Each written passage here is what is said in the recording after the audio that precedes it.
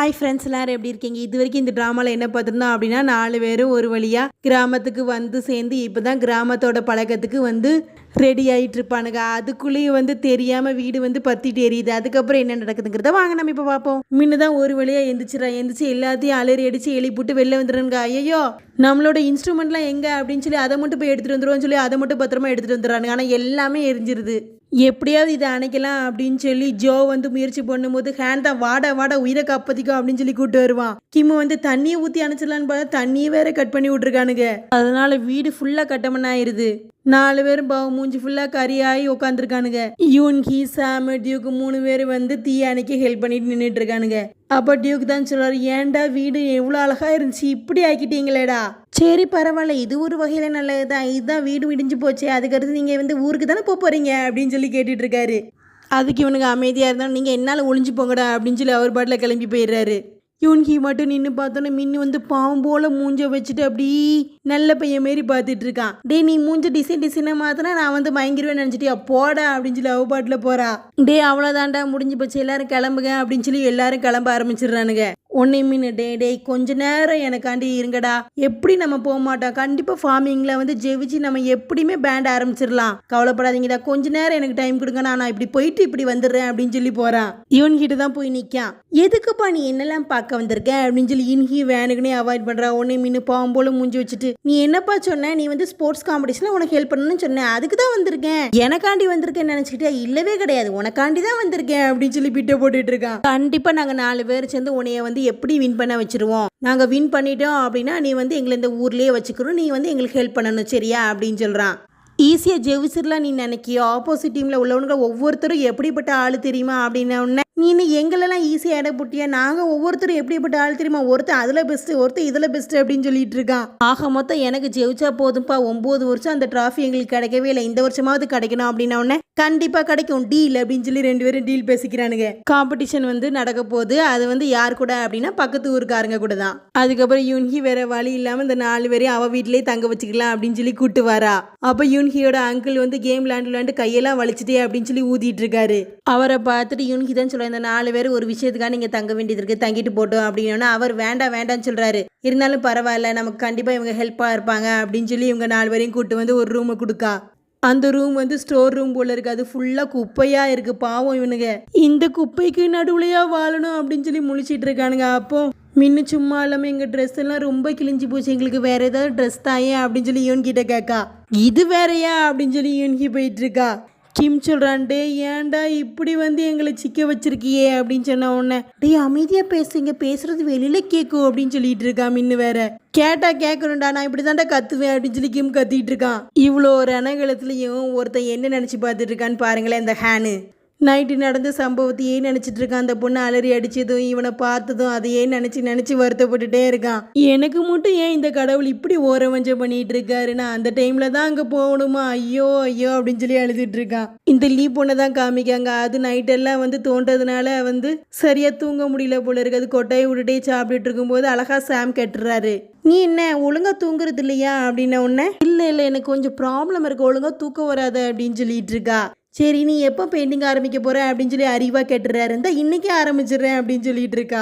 சாப்பிட வந்தவளையும் பற்றி விட்டுட்டான் பாவம். சாமோட அம்மா தான், என்னடா நீ சாப்பிட்ற அப்படின்னு, சோறும் பீரும் அப்படின்னு சொல்லிட்டு இருக்கான். காலையிலேயே ஆரம்பிச்சிட்டியா அப்படின்ன உடனே, இது எவ்வளோ டேஸ்டா இருக்கு தெரியுமாமா அப்படின்னு சொல்லிட்டு இருக்கான்.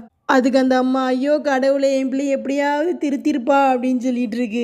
லீவ் பொண்ணு வந்து ரூம்குள்ளே போய் ஒரு கலர் குருவி மண்டிக்கு கால் பண்ணி, எனக்கு கொஞ்சம் அமௌண்ட் வேணும் அனுப்பி வை அப்படின்னோடனே, பணம் என்ன உனக்கு மரத்துலையா காக்கி அப்படின்னு அந்த பொண்ணு சொல்லுது. பணம் மரத்தில் காய்க்கல, ஆனால் யாரோ கள்ள சாராயம் விற்கிறதா கேள்விப்பட்டனே அப்படின்னு சொல்லிட்டு இருக்கு.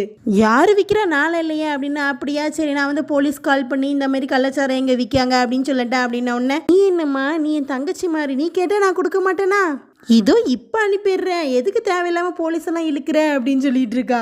இந்த சைடு மின்னு கேட்டதுனால யூன்ஹி நிறைய ட்ரெஸ் எல்லாம் கொண்டு போட்டுனா, இந்த ட்ரெஸ் எல்லாம் ஒரு ராக் ஸ்டார் போடுவானா, எனக்கெல்லாம் தேவையில்லை அப்படின்னு சொல்லிட்டு இருக்கா மின்னு. அப்படியா தேவையில்லையா, நான் எடுத்துட்டு போறேன் அப்படின்னு சொல்லி யூன்ஹி எடுத்தோன்னா, கிம்மு தான் வேண்டாம் நாங்கள் போட்டுக்கிறோம் அப்படின்னு சொல்லிடுறான். அதுக்கப்புறம் எல்லாரும் அந்த ட்ரெஸ்ஸை போட்டு மாசா நிப்பானுங்க, போட்டா லூஸா நின்றுட்டு இருக்கானுங்க. அதை பார்த்து எல்லாரும் சிரிச்சிட்டு இருக்கானுங்க.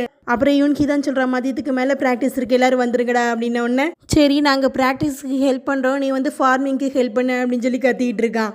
இந்த ட்ரெஸ்ஸை போய் கொடுத்துட்டானுங்களே அப்படின்னு சொல்லி இவன் பாவம் இன்னும் ரொம்பவே கோபத்தில் இருக்கான். இந்த சைடு இந்த லீ பொண்ணு வந்து பெயிண்டிங் பண்ணிட்டு இருக்கா. அப்போ 3 பேர் சுற்றி பார்த்துட்டு இருக்கானுங்க. இப்போ அந்த லீ பொண்ணு நினச்சிட்டு இருக்கேன் எனக்கு பெயிண்டிங்கு ஸ்பெல்லிங் கூட தெரியாது, என்ன போய் பெயிண்ட் பண்ண வச்சு இந்த 3 பேர் வேற பார்த்துட்டு இருக்கானுங்களே அப்படின்னு சொல்லிட்டு இருக்கு. இந்த ஊருக்கு வந்ததுலேருந்து வித்தியாசமான ஆளை தான் பார்த்துட்டு இருக்கேன், ஒரு மனுஷனை கூட நான் பார்க்கலையே அப்படின்னு சொல்லிட்டு இருக்கா.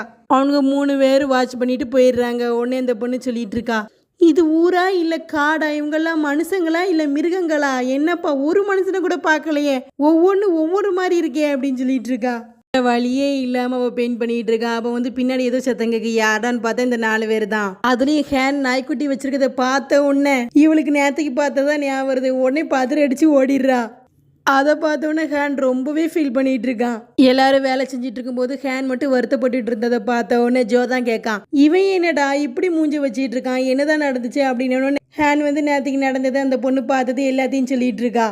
டே ஏண்டா இப்படி எங்க மானத்தை வாங்குற, இதுதானே ஒரு பையனுக்கு நடக்கக்கூடாது, அது போய் நடந்துட்டு ஐயோ இவ்வளோ அவமானமா அப்படின்னு சொல்லிட்டு இருக்கானுங்க. ஹேனை நினச்சி இவனுங்க வேற ஃபீல் பண்ணிட்டு இருக்கானுங்க.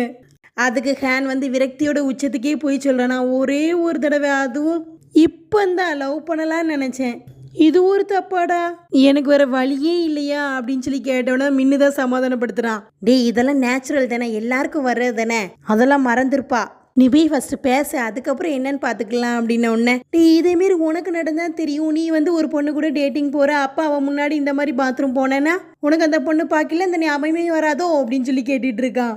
என்னடா சொல்கிற, கண்டிப்பாக எனக்கு அப்படி தான் தோணும் அப்படின்ன உடனே, அப்போ உனக்கு மட்டும் ஒன்று எனக்கு மட்டும் ஒன்றா, உனக்கு வந்த ரத்தம் எனக்கு வந்த தக்காளி சட்னியா, ஏன்டா இப்படி செய்கிற, என் நிலமையில இருந்தால் தான் என்னோட ஃபீலிங்ஸ் உங்களுக்கு புரியும் அப்படின்னு சொல்லிட்டு அழுதுகிட்டே ஓடுறான். பாவம் அவனே சாவோட விளிம்பில் இருக்கான். அவன் என்ன செய்வான், அவனோட நிலைமை இவனுக்கு யாருக்குமே புரியாது. யூன்ஹி சொல்லியிருந்தால அதனால ஸ்போர்ட்ஸ் காம்படிஷனில் வந்து ப்ராக்டிஸ் கொடுக்க எல்லாரும் போயிருக்கானுங்க. இவனுக்குள்ள யூன்ஹியோட பார்த்த உடனே அந்த டியூக்கு ரொம்பவே கோவம் வந்துடுது. இவன் என்ன நம்ம எனிமியெல்லாம் கூட்டு வந்துட்டு இருக்கா அப்படின்னு சொல்லிட்டு யூன்ஹிட்டே போய் எதனால இவங்கெல்லாம் கூட்டு வந்த அப்படின்னு சொல்லி கேட்ட உடனே, நம்மெல்லாம் ஜெயிக்கணுமா வேண்டாமா, கண்டிப்பாக நம்ம மட்டும் இருந்தால் நம்ம வந்து தோத்துக்கிட்டே தான் இருப்போம், அதனால தான் இவனுங்களை கூட்டு வந்தா, கண்டிப்பாக இவனுக்கு ப்ராக்டிஸ் கொடுப்பாங்க, நம்ம ஜெயிச்சிடலாம் அப்படின்னு சொல்லிட்டு இருக்கா. எப்படிப்பா ஜெயிக்க முடியும், அவனுங்கெல்லாம் எப்படி இருக்கானுங்க, நம்மலாம் எப்படி இருக்கோம் அப்படின்னு சொல்லி எல்லாரும் சொல்கிறானுங்க. ஒன்று முன்ன என்னதான் நடந்துச்சு உங்கள் 2 ஊருக்கும், என்னன்னு எங்களுக்கும் சொல்லுங்களேன் அப்படின்னு கேட்ட உடனே, அது ஒரு பெரிய கதை நான் சொல்லட்டுமா அப்படின்னு சொல்ல ஸ்டார்ட் பண்ணுறா. எங்கள் ஊரில் தான் வளர்ச்சி நல்லா இருந்துச்சு, அதனால முதல்ல ஹாஸ்பிட்டல் எங்கள் ஊரில் தான் கட்டினாங்க. ஆனால் பக்கத்து ஊர் தலைவர் சும்மா விடுவானா, அவனோட அக்காவை வந்து கவர்னருக்கு கொடுத்துட்டு ஹாஸ்பிட்டலை அவன் வாங்கிக்கிட்டான். அது மட்டும் இல்லை, அவன் அக்காவை வந்து அவன் வந்து கொடுத்ததுனால எல்லாமே அவன் ஊருக்கு தான் கிடைக்கும், டவரு பஸ் ஸ்டாண்டு எல்லாமே அவங்க ஊருக்கு கிடைச்சி அவங்க ஊர் நல்லா வளர்ச்சி ஆகிட்டு எங்கள் ஊர் இப்படியே இருக்குது. அது மட்டும் இல்லாமல் ஸ்போர்ட்ஸ் காம்படிஷனில் கூட அவனுக்கு தான் ஜெயிக்கிறானுங்க, எங்களால் ஜெயிக்கவே முடியலை. சரி அப்படி என்னதான் கேமு அப்படின்னு சொல்லி இவனுங்கெல்லாம் கேட்ட உடனே எல்லாமே பிரைமரி ஸ்கூல் பசங்க விளையாடுற கேமாக சொல்லிட்டு இருக்கா. இவ்வளோ சின்ன கேமு இவங்களால ஜெயிக்க முடியல அப்படின்னு இவனுங்க எல்லாரும் வாயை பிளந்துட்டு இருக்கானுங்க. மின்னு ஓப்பனாகவே கேட்டுறான், என்ன எல்லாமே இவ்வளோ சின்ன கேமாக இருக்குது, நமக்கு ஏற்ற மாரி கேமை சொல்லுமா அப்படின்ன உடனே, இந்த கேம்லேயே ஒன்றும் முடியலையா, இதில் இவனுக்கு பெரிய கேம்லாம் தேவைப்படுது பாரு அப்படின்னு சொல்லிட்டு இருக்கா. ஃபஸ்ட்டு கிம்மு தான் வந்து ப்ராக்டிஸ் கொடுக்கா, வேறு யாருக்கும் இல்லை. டியூக்கோட அம்மாவுக்கு தான், அது வேறு எதுவும் இல்லை. குண்டு எறிவாங்கள அதேமாரி ஷூவை எறிகிற போட்டி.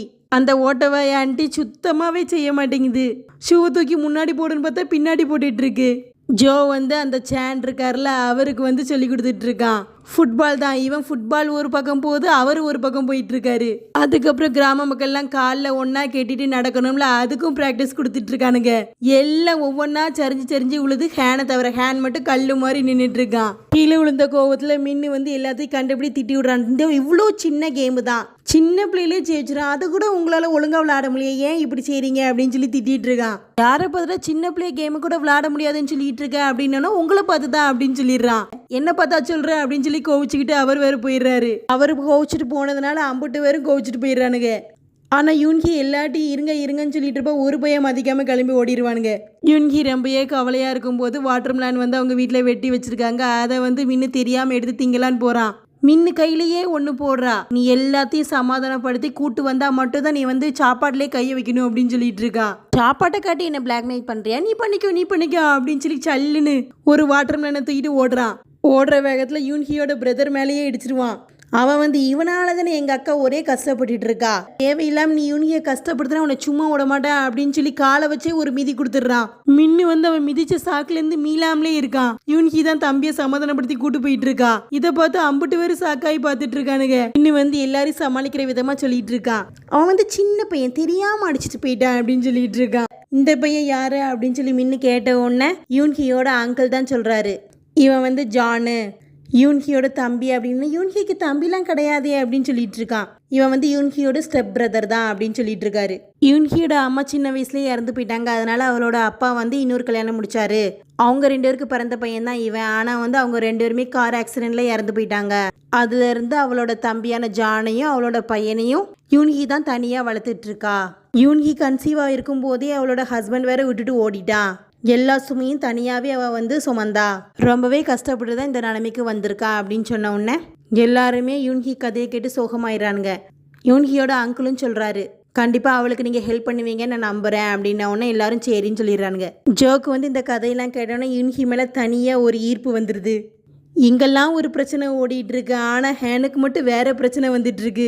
நான் ஏன்டா அந்த டைமில் பாத்ரூம் போனேன், அதுவும் அவள் முன்னாடி ஏன்டா போனேன் அப்படின்னு சொல்லிட்டே இருக்கான். இந்த சைடு யூனோட பையன் தனியாக வந்து டான்ஸ் ப்ராக்டிஸ் பண்ணிட்டு இருக்கான். அதை பார்த்த மின்னு, நீ ஏன்டா இந்த டைமில் ப்ராக்டிஸ் பண்ணிட்டு இருக்க அப்படின்னு சொல்லி கேட்கான். எங்கள் அம்மா தலைவர் பதவியிலே இருக்கணும், எங்கள் அம்மா கண்டிப்பாக ஜெயிக்கணும், அவங்களுக்கு நான் கண்டிப்பாக சப்போர்ட் பண்ணுவேன் அப்படின்னு சொல்லிட்டு இருக்கான். அவனோட ப்ராக்டிஸை பார்த்து மின்னே கரைஞ்சு போயிடுவான். கண்டிப்பாக இந்த பையனுக்காண்டி யூன்கிக்காண்டி நம்ம ஏதாவது செய்யணும், கண்டிப்பாக ஜெயிக்க வைக்கணும் அப்படின்னு சொல்லி முடிவு பண்ணிடுறான். இந்த சைடு நைட் டைம் ஆகிட்டலாம். லீவ் பொண்ணு என்ன செய்வா, எப்போதும் போல் மண்வெடியை தூக்கிட்டு தோண்ட கிளம்பிட்டா. அதான் காட்டுறாங்க இவளோட ஃப்ளாஷ்பேக்கை. ஆக்சுவலி இவள் எதனால இந்த ஊருக்கு வந்து பெயிண்டிங் பண்ணுறேன்னு சொல்லி போய் சொல்லிட்டு வந்திருப்பா அப்படின்னா, இவள் வந்து அந்த கலர் குருவி மண்டை இருந்தாலும் அவளே மாதிரி வேற ஒரு கலர் விக்கை வச்சுட்டு பாரில் தான் வேலை பார்த்துட்ருக்கா. இவள் பாரில் வேலை பார்த்துட்டு இருக்கும்போது அந்த ஊர் அரசியல்வாதியோட பினாமி வந்து இவள்கிட்ட தெரியாதனமாக ஒளிடுவார். என்னோட அரசியல்வாதி வந்து என்னை ரொம்பவே நம்பி அவரோட பினாமியே என்னை வச்சிருக்காரு. அவர் வந்து என்கிட்ட தான் 5 மில்லியன் ரூபாவை கொடுத்து ஒளிச்சு வைக்க சொன்னார். நானும் அதை மறைச்சி வச்சிருக்கேன் தெரியுமா. இவளு வந்து என்னது 5 மில்லியன் நான் எங்கே ஒளிச்சு வச்சிருக்கேங்கன்னு சொல்லி நைஸாக கேட்கா. அது வேற எங்கேயும் இல்லை, ஹீரோவோட ஊரான ஹார்ட்ரிக்ரி தான். உண்மையா இருக்குமா பொய்யா இருக்குமா அப்படின்னு சொல்லி இவ வேற யோசிச்சுட்டே இருக்கா. அப்போ வந்து வேலையெல்லாம் முடிச்சுட்டு வீட்டுக்கு கிளம்பிட்டு இருக்கும்போது, இந்த மாதிரி ஒரு குடிகாரன் சும்மா போய் சொல்லுவான், அவனெல்லாம் நம்ப முடியுமா, அவனை நம்பி நம்ம அந்த ஊருக்குலாம் போக முடியுமா அப்படின்னு சொல்லி யோசிச்சுட்டு இருக்கா. அப்போ போகிற வழியில் இந்த அரசியல்வாதியோட பினாமியை வந்து 2 பேரும் பிடிச்சி மிரட்டிட்டு இருக்காங்க. பணத்தை எங்கடா சொல்லுடான்ட்டு. அவன் வந்து எப்படியோ அவங்கள்ட்ட சொல்லாமல் டிமி இடுத்து ஓடி தப்பிச்சு ஓடிட்டு இருக்கான். ஆனால் வந்து கார் தெரியாமல் வந்து இடிச்சிருது. அவனும் இடிச்சு விழுந்துடுறான். இது எல்லாத்தையும் இவன் நின்று பார்த்துட்டு இருக்கா. இப்போ இதெல்லாம் உண்மைதான் போல, அப்போ இவன் பொய் சொல்லலை அப்படின்னு சொல்லி இப்போதான் அவனுக்கு தெரியுது. இதனால தான் அவள் வந்து மின்னோட ஊருக்கு வந்து ஒவ்வொரு இடமா காசு எங்கே போச்சு வச்சிருக்கான்னு சொல்லி தேடிட்டு இருக்கா. அவள் தோணின இடத்தெல்லாம் மார்க் பண்ணி வச்சிட்டு இருக்கா. அதனால தான் அவள் மார்க் பண்ணிட்டு இருக்கா.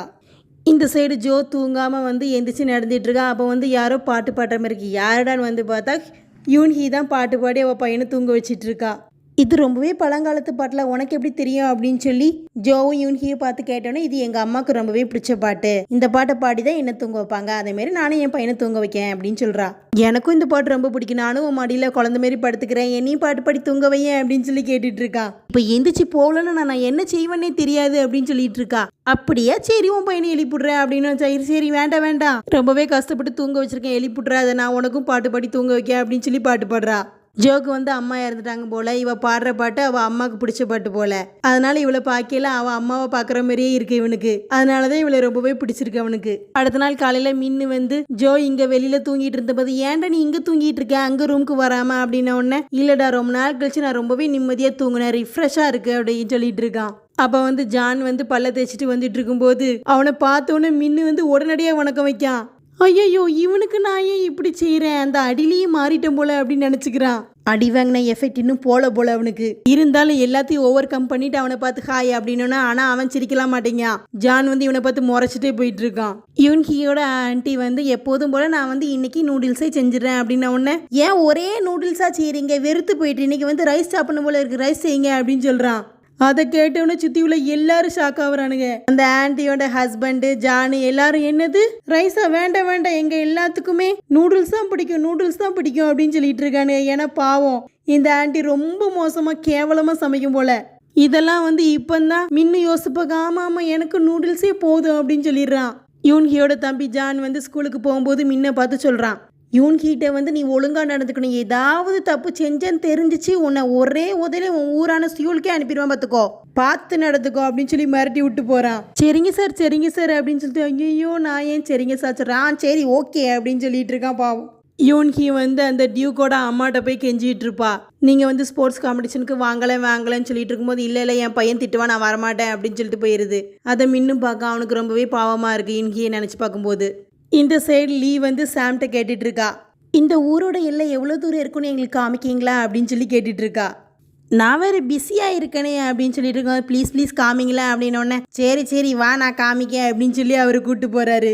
இந்த சரி இந்த 4 பேர் வேலை செஞ்சுட்டு இருக்கும்போது மின்னுக்கு ரொம்பவே கஷ்டமாயிரும். நம்மளால தானே அவள் ரொம்பவே கஷ்டப்பட்டுட்டு இருக்கா, நம்மளே போய் எல்லாரையும் கன்வின்ஸ் பண்ணி கூப்பிட்டு வரலாம் அப்படின்னு சொல்லி முடிவு பண்ணி பூகார் அங்கிள் டியூக்கிட்ட போய் பேசுகிறான். நேற்றுக்கு நடந்தது தெரியாமல் நடந்துட்டு இனிமேல் அப்படி நடக்காது, என்னையே மன்னிச்சிருங்களே அப்படின்னு சொல்லி கேட்டுட்டு இருக்கான். அவர் எனக்கு நிறைய வேலை இருக்கேப்பா அப்படின்னு சொல்லிட்டு இருந்தவன நான் செய்கிறேன் அப்படின்னு சொல்லி எல்லா வேலையும் தப்பாக செஞ்சிட்டு இருப்பான். ஒழுங்கா உனக்கு ஒரு வேலை கூட தெரியாதா அப்படின்னு சொல்லி அவர் அதுக்கு வேற திட்டிகிட்டு இருக்காரு. அதுக்கப்புறம் ஒவ்வொருத்தட்டையாக போய் ஒவ்வொரு வேலையாக செஞ்சிட்டு இருக்கான். ஒரு ஆண்டிகிட்ட போய் அவங்க வீட்டில் நிறைய பிக்ஸ்லாம் வளர்க்காங்க போல இருக்கு, அதோட சாணிலாம் அள்ளி போட்டு இதெல்லாம் மனுஷ பையன் செய்வானா அப்படின்னு சொல்லிட்டு இருக்கான். அப்போ பின்னாடி அந்த ஆண்டி நின்னவனா இல்லை செய்வாங்க எல்லாம் செய்யலாம் அப்படின்னு சொல்லி இன்னும் செஞ்சிட்டு இருக்கான். அப்புறம் நேரடியாக ஆப்பிள் தோட்டத்துக்கு போய் அந்த சேனுக்கு வந்து ஹெல்ப் பண்ணிட்டு இருக்கான். இவன் எதுக்கு தேவையில்லாம இதெல்லாம் செஞ்சுட்டு இருக்கான்னு அந்த ஆள் ஒரு மாதிரி பார்த்துட்டு இருப்பாரு. இவன் வந்து ஆப்பிளை பிக்கன்னு சொல்லி ஒரு கொப்போட பிச்சிடுறான். அதை அவர் பார்த்து திட்ட வரும்போது அந்த ஆப்பிளை மட்டும் எடுத்துட்டு அந்த குச்சை திரும்பி மரத்து மேலேயே ஒட்டி வச்சிட்டு இருக்கான். அதை பார்த்து அவர் கோவப்பட்டு முறைச்சிட்டு இருக்காரு. இந்த சைடு இவனுங்களால வேலை செய்ய முடியலப்பா, இவ்வளோ போதும், இன்னைக்கு இவன் மட்டும் வேலை செய்யறதுல எஸ்கேப் ஆயிட்டா மின்னு, நம்மளும் வீட்டுக்கு போவோம்டா அப்படின்னு சொல்லி ஜோவும் கிம்மும் கிளம்பி போறானுங்க. ஹேன் மட்டும் நாயோட உட்காந்து ஃபீல் பண்ணிட்டு இருப்பான். அந்த நாய் வந்து ஹேனோட நெஞ்ச கண்ட இடத்துல கடிச்சிட்டு இருக்கு. அப்போ பார்த்து லீயும் சாமும் இதை பார்த்துடுறானுங்க. என்னடா இப்படி நீ பண்ணிட்டு இருக்க அப்படின்னு சொல்லி சாம் வாய் திறந்தே சொல்லிடுறான். லீ வந்து மூஞ்சி சுழிச்சிட்டு இருக்கு. ஐயோ இவன் வரும்போது நீ இப்படி செய்வியா அப்படின்னு சொல்லி நாயை திட்டிட்டு இருக்கான். மின்னோட நிலத்தோட தான் இந்த ஊரே முடியுதான் அப்படின்னு சொல்லி காமிச்சிட்டு போயிடுவான் சாமு. அப்புறம் எல்லாரும் ஸ்போர்ட்ஸ் காம்படிஷனுக்கு வந்துருவானுங்க. எல்லாரும் என்னடா உன் நெஞ்சில் கெட்டு அப்படின்னு கேட்கும்போது சொல்கிறான், நாய் தெரியாமல் கண்ட இடத்துல கடிக்கும் போது அந்த பொண்ணு வேற பார்த்துட்டாடா அப்படின்னு சொல்லி அழுதுட்டு இருக்கான். எனக்கு மட்டும் ஏன் இப்படிலாம் நடக்குது அப்படின்னு சொல்லி இன்னும் அழுதுட்டு இருக்கான். அதை கேட்டு இவனுங்களுக்கெல்லாம் ஒரே சந்தோஷமாக இருக்குது. யாருமே வரமாட்டாங்க அப்படின்னு சொல்லி இன்கி ரொம்பவே வருத்தத்தில் இருக்கும்போது மின்னு எல்லாத்தையும் கூட்டு வந்துடுறான். எல்லாருக்கும் ஒவ்வொரு வேலையை செஞ்சு கை காலில் உளுந்து கூட்டு வந்திருக்கான். அதுக்கப்புறம் ஒவ்வொருத்தரும் ஒவ்வொரு ஆளை பிடிச்சிக்கிட்டு ஒவ்வொரு ஆளுக்கும் ப்ராக்டிஸ் கொடுத்துட்டு இருக்காங்க. வழக்கம் போல் கிம்மு வந்து அந்த ஓட்டவா ஆன்ட்டிக்கு, மின்னு வந்து சாமோட அம்மாவுக்கு ஹோல ஹோப் சொல்லி கொடுத்துட்டு இருக்கான்.